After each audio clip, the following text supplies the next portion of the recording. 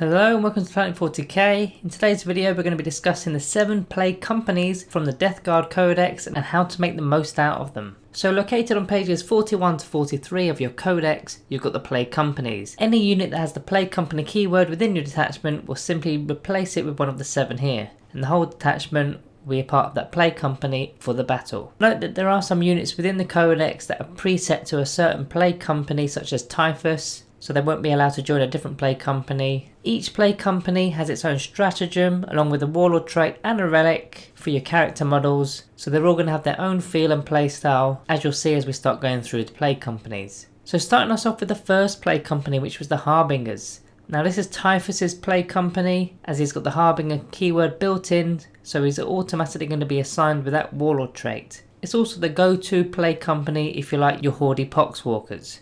So let's start with this one. Looking at the stratagem first, their stratagem is the Wrathful Dead. So you use this stratagem in the fight phase when a Harbinger's Pox Walker unit is selected to fight. Until the end of the phase, each time a model in the unit makes an attack, you can reroll the hits rolls. So Pox Walkers come in units of 20 and have 2 attacks per model with weapon skill 4+. So if you hit him with half of those attacks to get 20 hits and re-rolling those missing 20 to get 10 more, that's a solid 30 hits on average with this stratagem. You can also pair it with a generic Death Guard stratagem, which is the Mutant Strain for 1 CP. You use it with Pox Walkers only. Using the fight phase, unmodified hit rolls of a 6 will inflict 1 mortal wound, in addition to the normal damage. But any unmodified hit rolls of a 1 will cause a Pox Walker to suffer a mortal wound until the fight is resolved. So with your total of roughly 60 rolls on average, with rerolls included, 10 of them will be 6s for mortal wounds, which are on top of the damage. Or alternatively, you can reroll everything that isn't a 6. So from your 40 attacks, you're going to get close to 7 6s, then reroll everything else to get another 5 or 6 more. So you'll end up with around 12 or 13 6s, which are all mortal wounds, which is actually quite sickening. Now you will lose models in any ones, but you're rerolling all the misses, and your guys are expendable. And not only that, every time you destroy a model, you're going to be bringing back Pox Walkers anyway. The warlord trait from this plague company is the Shamble Rot, which is a contagion which affects enemy units within contagion range that are not vehicles, and this happens at the start of the opponent's movement phase. That enemy unit rolls a d6, subtracting 1 if it's a character, and on a 4+, the unit suffers a mortal wound. On a 6, it's d3 mortal wounds. So not a bad trait, as you can get your warlord in the mixer and be getting multiple units within contagion range, especially if your warlord charged, as it's more of an extra chance of wounding after your attacks. It's not the type of ability that will scare your opponent's units off, because firstly, they've got no choice in the matter, you've put them in range, but secondly, the next time the ability triggers is in their next movement phase. So there's still an entire turn to deal with your warlord, and possibly your turn too if the fight is still ongoing. The relic that you can take within this plague company is Infected Remains. It's quite a cool relic. Once per battle you place a relic onto an objective, and while the bearer of the relic is still on the battlefield, the objective marker is considered to have all the contagions of Nurgle abilities as the bearer. So that not only includes the Nurgle's Rot ability for the lower toughnesses, but also if the bearer is your warlord and there's a Shamble Rot contagion, then that's also going to be going off. So it's really nice to clear your opponent away from an objective, and if they want to go for the objective, they're going to have to firm those consequences. So yeah, that's your horde option. If you love Pox Walkers, this is one of those for you. The second plague company is an Inexible. This is more your tank option for your slow moving vehicles to take advantage of. Now the unique stratagem here is Ferric Miasma. Use the stratagem in your opponent's charge phase when a unit from your army is selected as a target of a charge. Until the end of the phase, they're going to have a -2 to their charge roll. So it's not bad to scupper plans, especially if a backline deep strike unit comes in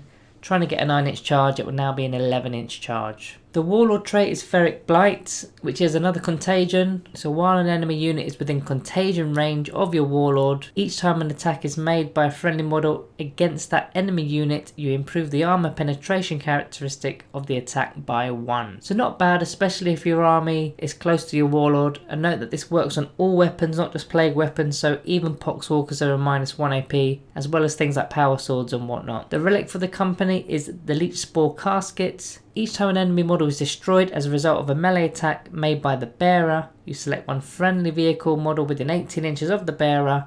That model regains 1 lost wound. No more than 3 wounds can be regained per turn due to this relic. Not bad, I guess. 18-inch range is quite a nice range though, so target some softer screens for a quick repair for your vehicles there. This play company is okay, not my preferred option though. Moving into the third play company, which is Moretarians Anvil. This is your durable company that likes a good long fight in melee. Starting off with their stratagem, which is Relaptic Assault. It's 1 CP used in the opponent's charge phase. When an enemy unit finishes its charge move, you select any number of Moretarian Anvil units within 3 inches of the enemy unit, and until the end of the phase, those selected units are eligible to perform heroic interventions as if they were characters. So it's very crafty and will likely catch a lot of players out, especially once you pile in and start doing all sorts of shenanigans with locking other units into place. Their Warlord trait is also a little bit naughty. It's Glooming Bloat. It's another contagion ability, so the enemy units cannot fire Overwatch or set to defend, and not only that, each time a model in that unit makes an attack, they cannot reroll any hit rolls or wound rolls. So it virtually shuts down HQ buffs and abilities and any potential stratagems to reroll dice. I advise holding your Warlord back as long as possible for this so your contagion range increases as the game goes on. So then it'll be quite an epic nerf as it'll be within full range, so it'll be stopping multiple units at a time from benefiting from the rerolls. Also a nice little trick here is to use the Flash Outbreak stratagem for 2 CP on a totally different unit, so they can also be gaining that contagion ability for 1 turn. So it's a nice easy way to pass the ability around the army. The relic here is Insect Hive. Each time the bearer makes a melee attack, you can reroll the hit rolls and the wound rolls. This is done in melee, so ideally you whack this on a demon prince and get him to fight an enemy HQ model. Take this with the Warlord trait that we just mentioned, Glooming Bloat. Then the prince virtually rerolls everything and your opponent's character can't reroll anything, so toe to toe he should be dominating. So definitely your melee based option, especially if you like underhand dirty tactics. The fourth play company here is the Wrench. This company has an affiliation with Psychers, so their stratagem is 7-fold blessings. It's 1 command point. The model will know an additional psychic power from the chosen discipline. Then not only that, once per psychic phase they can reroll 1 psychic test for the model. You can only use this stratagem once however. So the Malignant Playcaster in particular will really enjoy this one,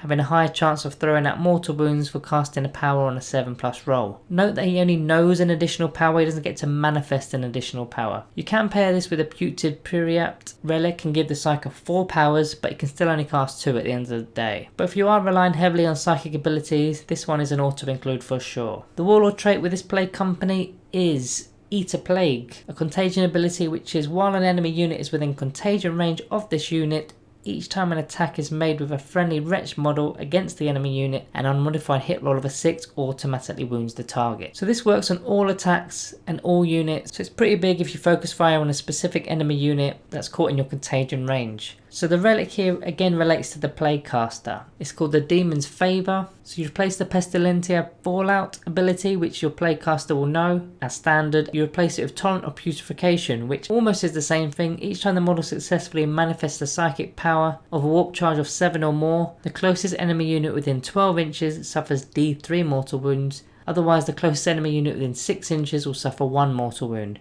So this guarantees a wound will be caused and has the potential of D3 mortal wounds if you roll a 7 or more. It's best paired with the stratagem with this play company which was 7-fold blessings to reroll a psychic test per turn to up the chances of this actually happening. On to the 5th play company, which is the Pox Mongers. This is your company that's dedicated to demon engines. Their stratagem, Bilious Blood Rush for 1 CP, done in the shooting phase, used on the Pox Mongers demon engine when they're selected to shoot, and until the end of the phase they can make attacks with blast weapons against units that are in engagement range of the unit, and not only that, it's going to be a +1 to hit. So a few units in particular are going to really love this one. Blight Haulers with their frag missiles against hordes, and the Plague Burst Crawler of course with their mortars. Now even a Defiler cannon will be pretty useful with this, and it's at a +1 to hit with no negative modifier, which normally would be the case with vehicles that are firing into combat with heavy weapons, but as Death Guard have the inexorable advance ability, they ignore that penalty. The Warlord trait associated with this play company is a Sangrious Flux. Another contagion, it's a -1 to leadership characteristics of models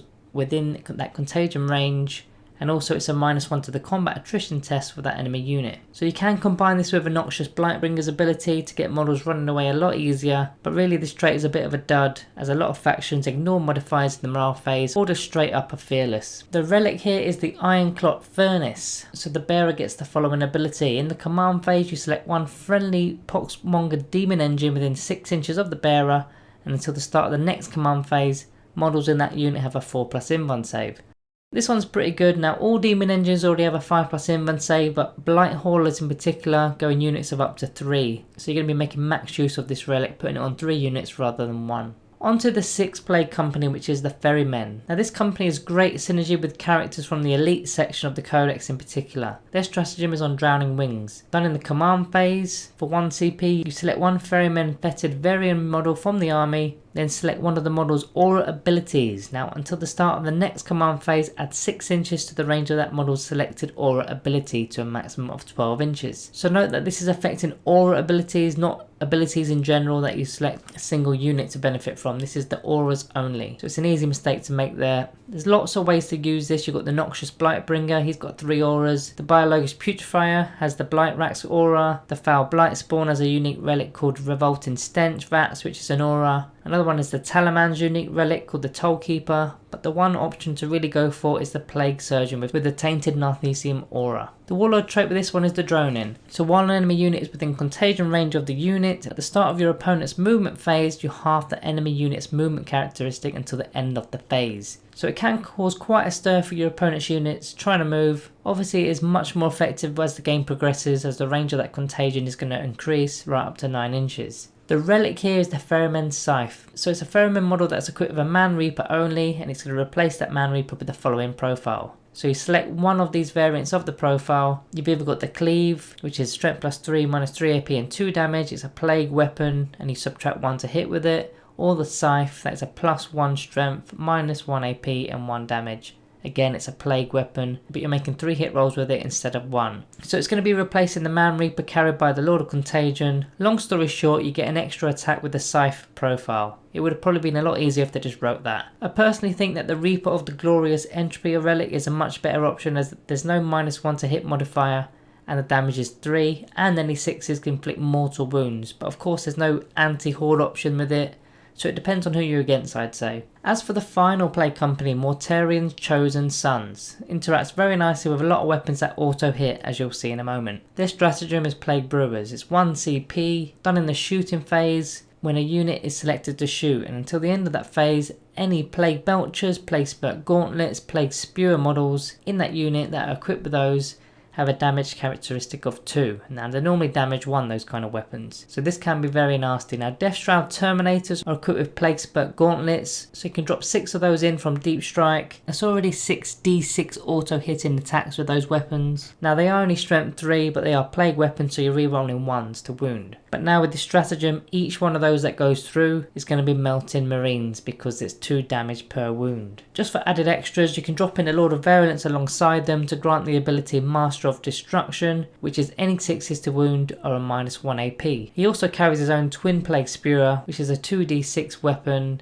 to help even further. In fact, if that Lord of Virulence is your Warlord, why not give him the Arch Contaminator Warlord trait so that your Terminators reroll all the wound rolls, so there's more chances of 6s that way. The Warlord trait linked to this company is Nurgle's Fruit, a contagion ability which removes the benefits of cover of enemy units that are in contagion range. So a bit of another dud for me, this one. If your Warlord's that close, then you're likely going to be charging the unit in cover anyway, making that light cover redundant, although it does pair well with those auto hitting weapons as we just previously mentioned, preventing any 2+ armor saves in light terrain. The relic here is Vomitrix, which is a model that's got a Plague Sprayer, can replace it for this relic, and it will have the following profile. It's a 12-inch range, assault 7, strength 7, -3 AP, and the damage is 2. It's a plague weapon that auto hits. So your Foul Blight Spawn is the one that carries one of those Plague Sprayer weapons, which normally isn't a go-to unit within the book, but now you're getting a straight 7 auto hits. Rather than getting d6 auto hits, you're getting 7. And it's got the high strength of strength 7,